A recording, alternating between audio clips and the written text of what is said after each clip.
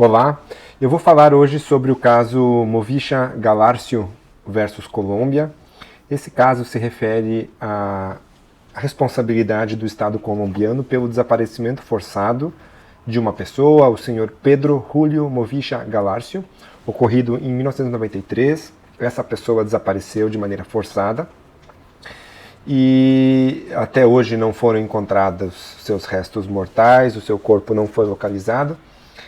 Essa vítima era dirigente sindical, tinha uma atuação forte na política, era militante de partido político de esquerda, do Partido Comunista Colombiano. Participou, essa vítima, do movimento estudantil e também tinha uma forte atuação, um forte ativismo social em prol da reforma agrária, chegando inclusive a ter trabalhado durante um período no Instituto de Reforma Agrária da Colômbia. Então essa pessoa desapareceu em 1993, não se apresentou nenhuma explicação nenhuma explicação razoável sobre o paradeiro da vítima, tampouco sobre as causas que levaram ao seu desaparecimento.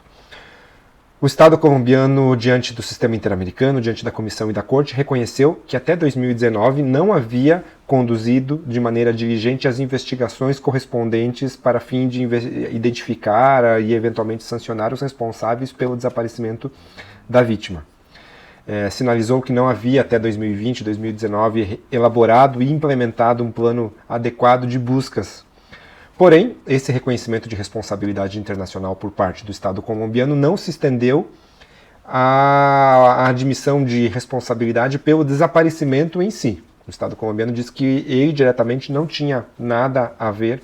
com o desaparecimento de Pedro, porém reconhece que agiu mal em relação aos seus deveres de investigar e de prestar, as garantias judiciais e a proteção judicial adequada. A Corte Interamericana reconheceu a violação dos direitos humanos, reconheceu a responsabilidade do Estado colombiano não apenas pela violação aos direitos 8º e 25 da Convenção Americana, os direitos à proteção judicial e às garantias judiciais, mas também reconheceu a responsabilidade do Estado colombiano em relação à violação da personalidade jurídica, dos direitos à vida, integridade pessoal, liberdade de associação e proteção judicial. Ou seja, a Corte Interamericana foi muito além dos limites da responsabilidade admitida pelo próprio Estado colombiano. A Corte reconheceu que os fatos, o desaparecimento forçado ocorrido em 1993, se deram num contexto de violência política, num contexto de violações a direitos humanos massivas e sistemáticas ocorridas no Estado colombiano por perseguição política, por perseguição fundamentada por motivação política contra ativistas sociais, contra lideranças políticas de esquerda. Apontou à Corte Interamericana que havia atos generalizados de perseguição a setores sociais, a setores sindicais, por sua atividade de dissidência, protesto ou mobilização social. E mais do que isso, a Corte reconheceu que dentro do Estado colombiano, principalmente nas Forças Armadas, estava naquele período sendo difundido e admitido como oficial a doutrina de segurança nacional e a doutrina que traz em si a ideia, a noção de existirem inimigos internos, de que pessoas de esquerda seriam militantes políticos, ativistas sociais, se apresentariam como inimigos a serem combatidos pelas forças de segurança. E para comprovar essa afirmação, a Corte trouxe na sua fundamentação diversos dados demonstrando que milhares de pessoas foram ou mortas ou desaparecidas de maneira forçada nesse período ligado a 1993, 1994, no Estado colombiano, chegando ao ponto de existirem 60 mil pessoas desaparecidas na Colômbia desde 1970. E apesar disso, esse estado de coisas de desaparecimento forçado reiterados, de desaparecimentos forçados reiterados e múltiplos, o Estado colombiano ou praticava diretamente esses atentados ou não apresentava uma resposta real, efetiva e duradoura para combater a impunidade nesses casos. Os estándares reconhecidos pela Corte Interamericana nesse caso são vários e muito interessantes. Primeiro, traz os elementos constitutivos do desaparecimento forçado, a saber, privação de liberdade, intervenção direta de agentes do Estado ou de pessoas agindo com a sua autorização, apoio ou aquiescência, ou seja, para ocorrer o desaparecimento forçado tem que haver a privação de liberdade, e essa privação de liberdade tem que ser praticada ou por agentes do Estado ou por agentes autorizados, apoiados ou que contam com a aquiescência, com a cumplicidade de agentes do Estado. E, em terceiro lugar, a recusa do Estado em reconhecer a detenção e revelar o destino ou paradeiro da pessoa desaparecida. Então, os três requisitos: privação de liberdade, a atuação ou do Estado direta ou a atuação indireta do Estado, e, por último, a recusa do Estado em diligenciar no sentido de encontrar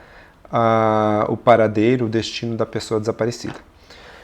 A Corte também traz um outro estándar no sentido de que o desaparecimento forçado é um ato contínuo e permanente, que continua a irradiar efeitos enquanto o paradeiro da vítima ou seus restos mortais não for conhecido e enquanto a sua identidade não for determinada com certeza. O desaparecimento forçado, segundo a Corte, sujeita a vítima a um estado de indefesa, um estado total de indefesa, um estado de indefesa completo, tratando-se de uma violação complexa e múltipla de direitos humanos, sobretudo o reconhecimento da personalidade jurídica, a vida, a integridade pessoal, a liberdade pessoal, todos os direitos consagrados na Convenção Americana de Direitos Humanos, o que também pode configurar uma violação a outros direitos, o que se dá quando, por exemplo, o desaparecimento forçado tiver por objetivo impedir o exercício legítimo de um direito protegido na Convenção Americana de Direitos Humanos, como a liberdade de associação, a liberdade sindical ou o exercício de direitos políticos. A Corte também indica que o desaparecimento forçado se caracteriza pela supressão de todo elemento que permita comprovar a detenção, o paradeiro e a sorte das vítimas, o destino das vítimas, o que dificulta, se não, ou quase que torna impossível ao particular apresentar prova direta sobre o ato do desaparecimento forçado. Outro estándar bastante interessante é o de que o direito à verdade significa que toda pessoa, inclusive os familiares das vítimas de graves violações de direitos humanos, tem o direito a saber a verdade sobre esses fatos, sobre as violações, sobre os crimes, que implica o direito de os familiares serem informados sobre tudo o que aconteceu em relação às violações e às investigações em andamento. O direito à verdade é amplo e autônomo, e mesmo não sendo reconhecido literalmente, explicitamente na Convenção Americana, se vincula a diversas disposições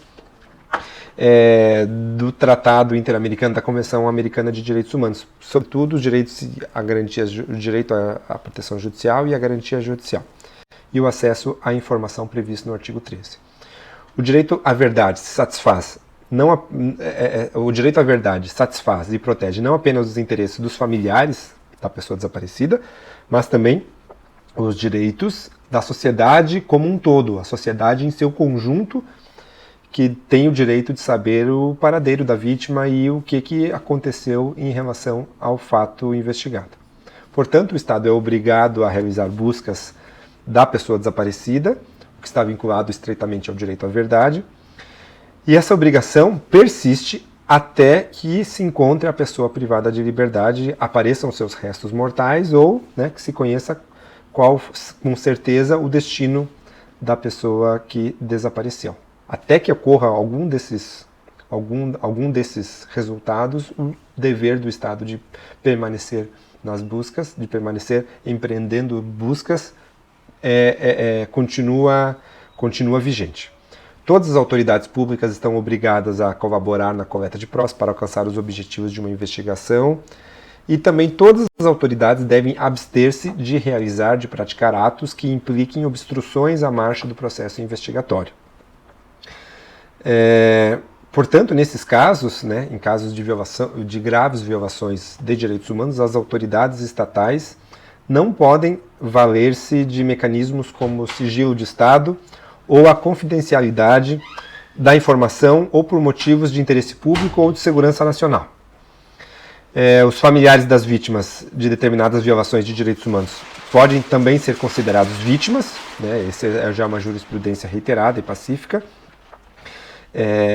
nos casos de desaparecimento forçado. Um outro precedente muito interessante é o de que existe uma presunção iuris tantum de que o desaparecimento forçado implica a violação do direito à integridade pessoal dos pais e mães, filhos e filhas, esposas e esposos, companheiros e companheiros permanentes e irmãos e irmãs. Ou seja, todos esses parentes mais próximos são vítimas também e, portanto, existe uma presunção iuris tantum, uma presunção relativa de que essas pessoas têm direito à reparação. Essa presunção só poderá ser afastada com uma prova, né, cabal, uma prova muito forte do Estado em sentido contrário. As investigações e reparações sobre o desaparecimento forçado devem correr sem obstáculos, intimidações ou ameaças aos familiares. Um outro precedente interessante, já caminhando para o final, é o de que a família, em seus vários modelos, é o elemento natural e fundamental da sociedade, tem o direito à proteção da sociedade e do Estado, nos termos do artigo 17 da Convenção Americana, de modo que o Estado tem a obrigação de promover o desenvolvimento e fortalecimento do núcleo familiar. Portanto, qualquer tipo de interferência arbitrária, né, na família gera, né, implica o dever de reparação por parte do Estado. E essas ingerências graves contra a família, essas ingerências contra a família tão mais graves se tornam quando implicam a separação ou a divisão do núcleo familiar. E aqui a gente fala em família em sentido amplo, não apenas a família no sentido tradicional. As medidas de reparação determinadas pela Corte, nesse caso, são o dever de investigar, o Estado deve continuar eficazmente desenvolvendo em um prazo razoável as investigações e o processo penal, adotando-se uma linha de investigação que considere o contexto de perseguição a dirigentes e militantes políticos, e que também considere a gravidade e a natureza continuada ou permanente do crime, da violação de direitos humanos, de desaparecimento forçado da vítima. Portanto, o Estado não poderá recorrer a disposições inibitórias, a disposições de impedimento do direito e do seu dever a investigar. Sobretudo, não poderá recorrer à prescrição, nem valer-se de excludentes de responsabilidade para impedir a investigação. Foi determinado também o dever de identificar o paradeiro da vítima. O Estado deve prosseguir nas buscas até encontrar o paradeiro da vítima, por meio de articulação institucional, de adoção de diversas ações que se mostrarem necessárias ou convenientes. Ademais, olha que interessante aqui como outra medida, é a de que o Estado deverá cobrir os gastos fúnebres, se assim desejarem os familiares. Também foi condenado o Estado colombiano à adoção de medidas de reabilitação, fornecer assistência psicológica ou psiquiátrica às vítimas, e em razão disso foi condenado ao pagamento de $6.000 para cada uma das vítimas, né, aqueles parentes da pessoa que desapareceu. Também foi condenado à adoção de medidas de satisfação, ordem para publicar em diário oficial a sentença, o resumo da sentença, e a ordem para realizar um ato público de reconhecimento de responsabilidade do Estado colombiano, com destaque para as violações de direitos sofridos pelas vítimas, o que deve ser levado a efeito por meio de uma cerimônia pública com altas autoridades e com vítimas, cujos detalhes deverão ser acertados com os familiares da vítima, com as próprias vítimas. Esse ato deve ser organizado em conjunto com as vítimas. Também foi determinado o pagamento de bolsas de estudos às vítimas que ainda não tenham concluído o ensino superior ou técnico. Olha que medida de satisfação interessante. Entrega de informações estatais sobre as vítimas aos familiares, independentemente de ações judiciais, ou seja, de maneira pronta, rápida, sem demora,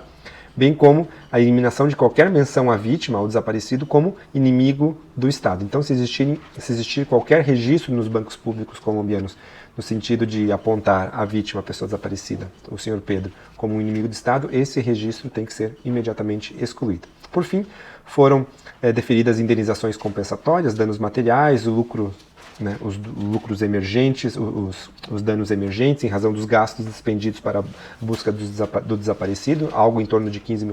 o valor de $15.000. Também foi reconhecido o dano material pelo lucro cessante correspondente aos ingressos que teria percebido a vítima em sua vida provável, $90.000 a serem repartidos entre os familiares.